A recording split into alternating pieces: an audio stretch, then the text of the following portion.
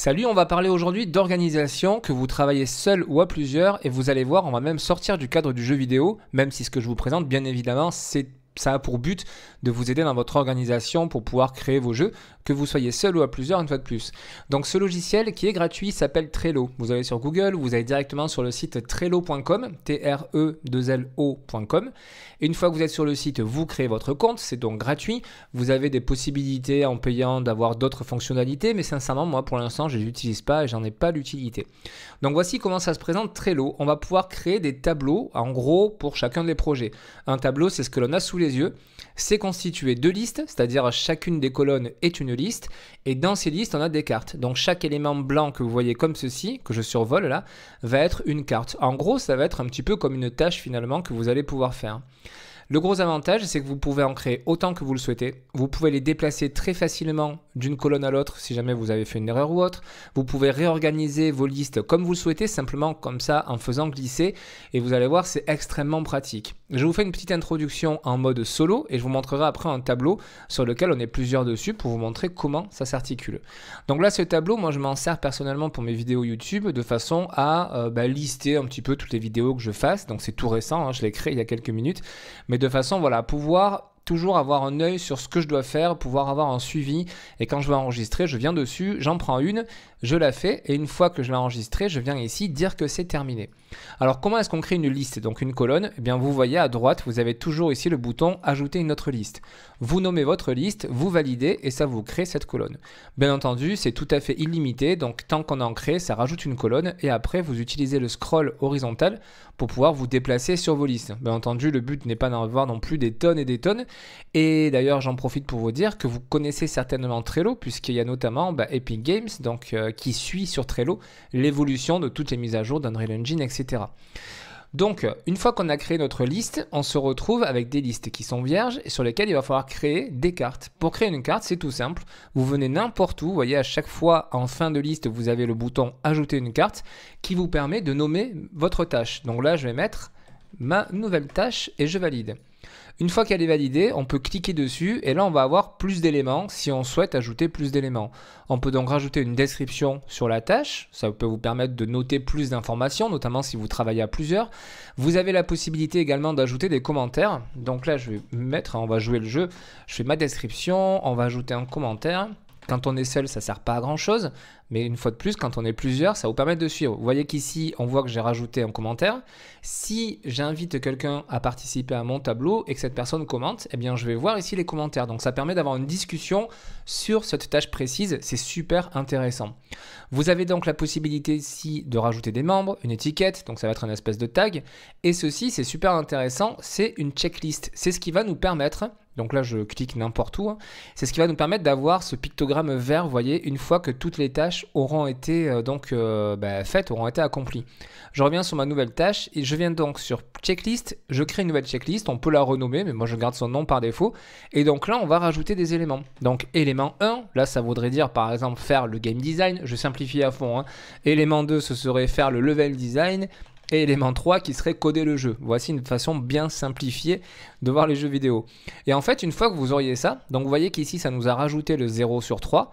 Et au fur et à mesure que vous allez accomplir vos tâches, vous allez cocher votre case et vous voyez qu'automatiquement, ça met à jour l'avancée. Et quand vous aurez terminé toutes vos tâches, automatiquement, vous avez le picto vert qui apparaît et qui vous montre que vous avez terminé votre tâche. Donc, soit vous le gardez comme ça, soit vous pouvez éditer et archiver ici votre carte pour qu'elle n'apparaisse plus sur votre système. Ça, c'est vraiment à vous de voir comment vous souhaitez organiser tout ceci. En plus de ça, comme je vous le montre dans cette colonne, vous avez la possibilité de rajouter une image qui donne quand même du cachet, du charme entre guillemets à votre tableau. Pour faire ceci, vous sélectionnez n'importe quel élément que vous souhaitez modifier, donc vous cliquez dessus. Et ici, vous avez, hop, image de couverture. Et là, vous allez pouvoir récupérer sur votre ordinateur n'importe quelle image que vous avez de disponible de façon à attribuer cette image comme ça en couverture. Et ça apparaît du coup comme ceci. Ça vous rajoute l'image au-dessus du texte, etc. Donc vous voyez, c'est extrêmement simple. On peut vraiment réorganiser comme on souhaite notre tableau à tout moment. Enfin, je trouve ça vraiment super intéressant en termes de suivi. Comment faire pour éviter à chaque fois d'avoir cette redondance quand on va créer une carte, donc j'appelle ma carte, et de devoir l'éditer puis créer une checklist de façon à pouvoir mettre donc blablabla, donc moi je vais mettre créer la vidéo, hop, de façon à avoir ce système-là à cocher, de façon à avoir ce picto qui apparaisse. Parce que ça peut être très redondant quand vous allez créer 10, 20, 30 cartes comme ça à créer. Mais il y a un système qui s'appelle les modèles. Donc vous venez ici, sous n'importe quelle liste, peu importe où vous allez le créer, c'est valable pour tout votre tableau. Vous créez là-dessus, et vous voyez qu'il y a marqué créer à partir d'un modèle. Modèle de carte, vous n'avez pas encore de modèle, en créer un. C'est parti, on crée un modèle. Donc le titre, eh bien ça va être mon modèle. J'appuie sur le bouton rajouter, ça m'ouvre automatiquement la fenêtre d'édition et vous voyez qu'en haut c'est bien écrit comme quoi c'est un modèle de carte. Et donc là on va pouvoir rajouter une checklist du coup. Et à chaque fois qu'on va créer une carte depuis ce modèle, on aura la checklist. Moi je suis dans un tableau où je vais sans arrêt créer des vidéos. Donc je vais marquer tourner la vidéo, parce que ça va être toujours la même chose que je vais valider, mais vous pourriez mettre n'importe quoi. Le but c'est juste d'avoir un élément au moins à cocher dans la checklist. Et une fois que ceci est fait, donc je peux fermer. Hop là.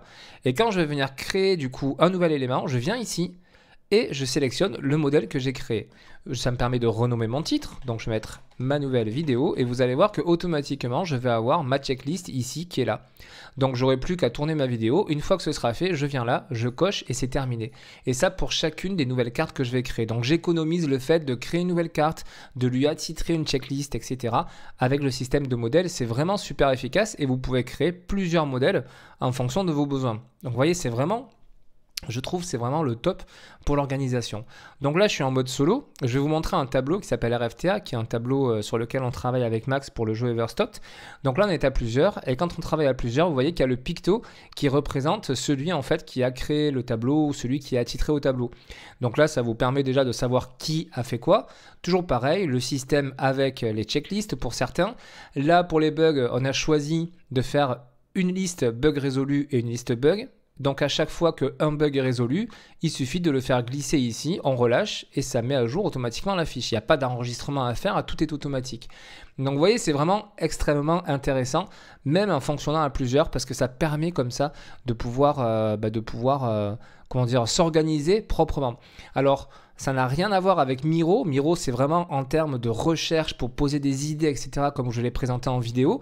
Là, on est vraiment sur de l'aspect organisationnel, que ce soit pour vos jeux, que ce soit pour le fait de vous former, pour même peut-être vos tâches quotidiennes, personnelles. Vraiment, Trello est super intéressant, disponible sur smartphone, etc. C'est vraiment le top. Donc voilà le petit logiciel d'organisation que je souhaitais vous présenter. N'hésitez pas à me dire en com si vous connaissez ce soft, ou si vous l'utilisez déjà, si vous en avez d'autres. J'ai déjà en tête un autre logiciel en termes d'organisation que je vous présenterai. Mais celui-ci, je le trouve vraiment super efficace. C'est en ligne, c'est donc compatible sur Mac, sur PC et tout. Vraiment super efficace. À bientôt pour le prochain petit type d'organisation.